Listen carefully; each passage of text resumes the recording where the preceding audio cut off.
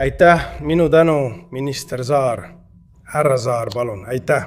Aitäh, kallis sõber. Tänan teid sooja vastuvõtu eest Jeruusalemmas. See pole mul esimene kord siin. Olen varem Jeruusalemma külastanud. Kui ma õigesti mäletan, siis 2016 aastal, kui olin sotsiaalasjade minister.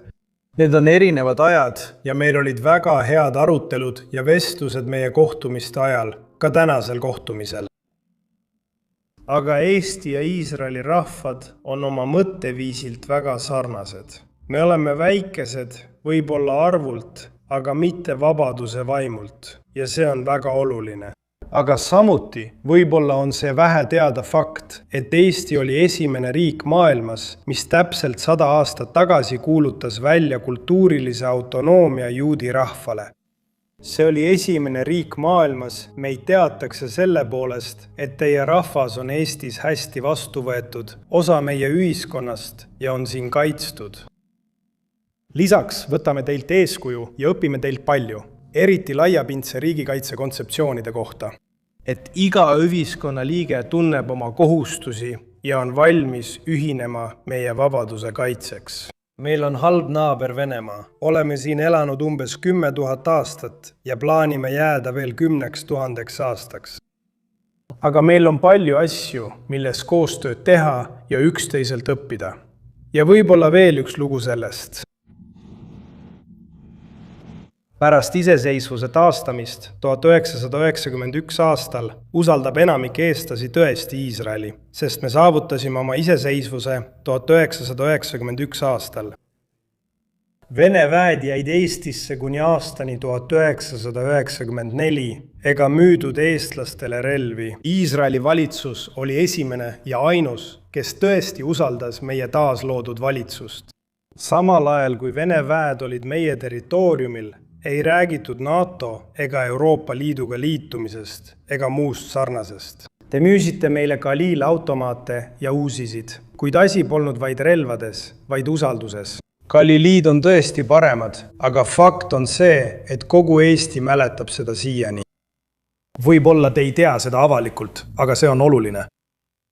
Aga Iisraeli julgeolek ja pikaajaline stabiilsus piirkonnas on Eestile olulised ning minu solidaarsus Iisraeliga aktiivse konflikti ajal tugevdab seda pühendumust. Ja ma kinnitan teile, see jätkub. Eesti mõistab Iraani režiimi otseseid julgeolekuohte Iisraelile ja teistele piirkonna riikidele. Iraani tuuma- ja raketiprogrammid, tema toetus terroriorganisatsioonidele ning koostöö Venemaaga agressioonisõjas Ukraina vastu kujutavad endast tõsiseid ohte piirkondlikule ja ülemaailmsele julgeolekule. Eesti toetab Iisraeli ja USA jõupingutusi, et Iraan ei kujutaks ohtu. Oleme aastaid jälginud Iraani ja Venemaa kasvavat koostööd, sealhulgas sõjalist koordineerimist ja luure jagamist. Võime öelda, et Iraan ja Venemaa on ühe kurjuse mündi 2 poolt. See näitab veel kord, kui tihedalt on omavahel seotud julgeolekuprobleemid Euroopas ja Lähis-Idas. Samal ajal, kui suur osa maailma tähelepanust on viimasel ajal keskendunud selle piirkonna sündmustele. Venemaa agressioon Ukraina vastu jätkub.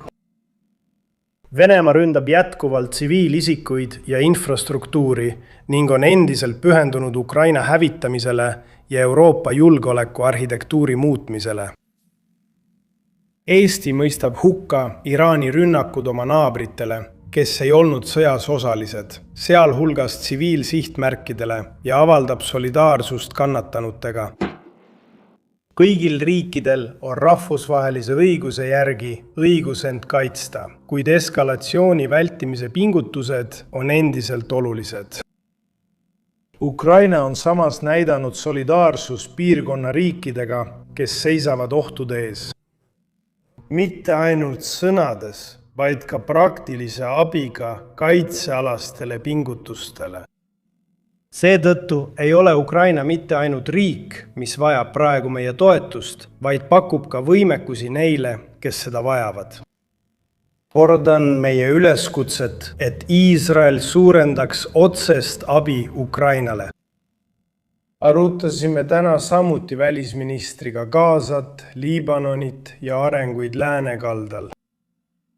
Eesti toetab Gaza stabiliseerimist ja Hamasi relvitustamist, tunnustades Hamasit kui terroristlikku organisatsiooni. Arutasime ka arenguid läänekaldal, sealhulgas asunduste laienemist ja juhtumeid, mis võivad veelgi enam ohustada stabiilsust. Lõppkokkuvõttes nõuavad püsiv rahu ja julgeolek kahe riigi lahendust, kus Iisrael ja Palestiina elavad kõrvuti turvaliselt.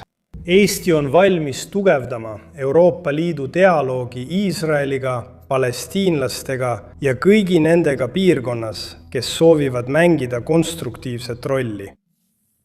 Kinnitame taas Eesti ja Iisraeli partnerluse olulisust. Ja meie koostöö sellistes valdkondades nagu innovatsioon, IT ning samuti kasvav koostöö kaitsevaldkonnas süveneb jätkuvalt. Ja Iisraeli saatkonna avamine Tallinnas vaid 4 kuud tagasi, möödunud aasta novembris, on juba tugevdanud meie partnerlust. Aitäh, Didion, mu sõber, veel kord selle sõpruse eest. Eesti rahva nimel ütlen, et see suhe kestab igavesti. Aitäh!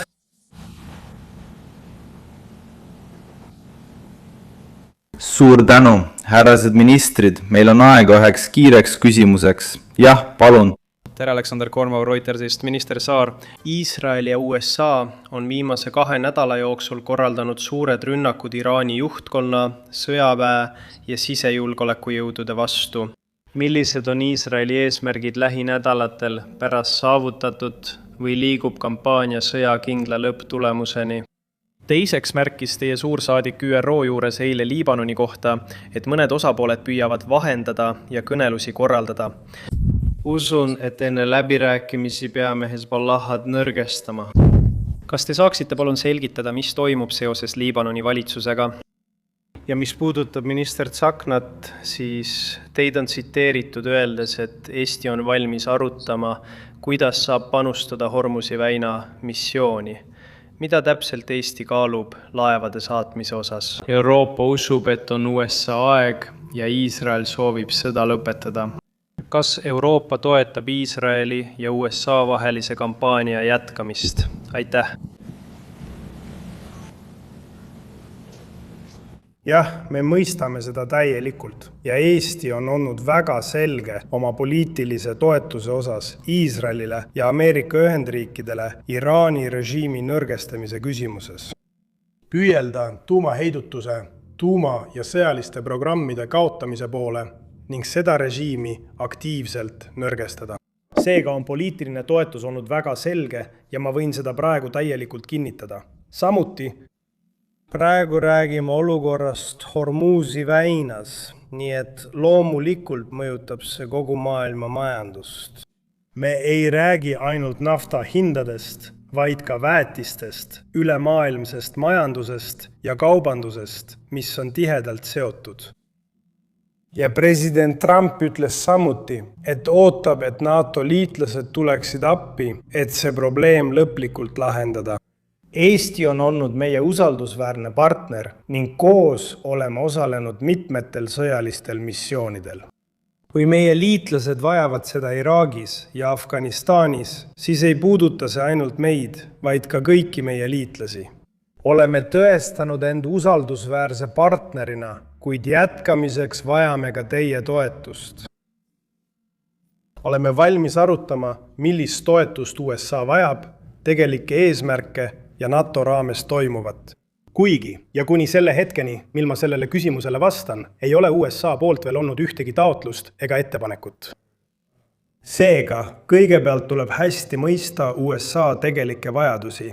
Kui neil on vaja midagi enamat, siis räägin ainult Eesti nimel. Tõsiasi on see, et me oleme oma vastutuse võtnud. Põhja-Euroopas, kus me piirneme Venemaaga, kes peab sõda Ukrainas ja kujutab endast otsest ohtu Euroopale. Me vastutame selle piirkonna eest. Oleme väike rahvas, aga meil on spetsiifilised võimekused. Oleme valmis, kui toetust on vaja meile või vabale maailmale koalitsioonina. Vaatame, mis saab, aga Eesti on alati valmis oma liitlasi toetama. Aitäh! aitäh, minister, see on nüüd läbi, pressikonverents on lõppenud, aitäh teile. aitäh. näeme varsti. Suur aitäh.